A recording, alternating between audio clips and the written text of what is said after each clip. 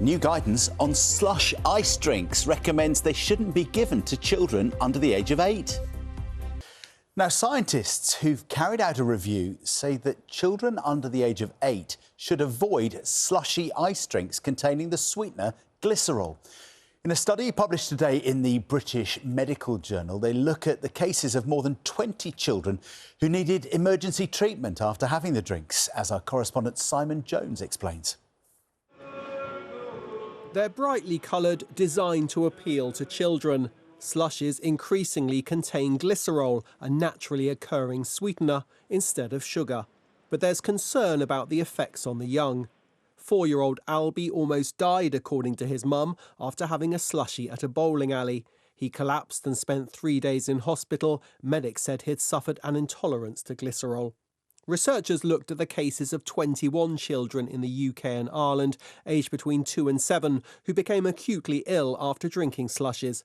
They suffered reduced consciousness, a sudden sharp drop in blood sugar and a build-up of acid in the blood. All recovered and were told to avoid the drinks in future.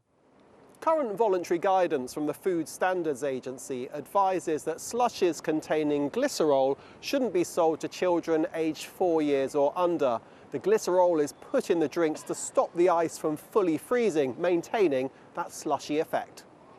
Researchers say glycerol can have a different effect depending on someone's weight, how quickly it's drunk, and whether it's consumed with a meal.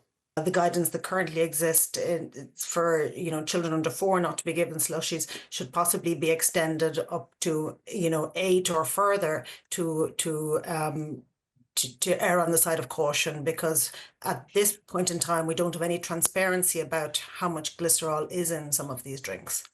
Some parents are already wary. Would you be happy giving your child a slushie? I'm very reluctant to. My daughter's probably only had 1 or 2 in her lifetime at a circus visit, and she doesn't actually like them anyway, so it's a bit of a blessing. I suppose if they're not having them all, it's like anything, in moderation's okay.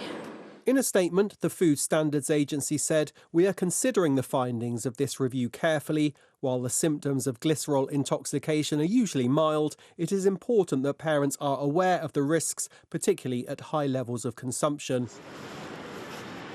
Makers of some of the most popular slushies told us consumer safety is of paramount importance, and they take the situation with glycerol extremely seriously. Simon Jones, BBC News.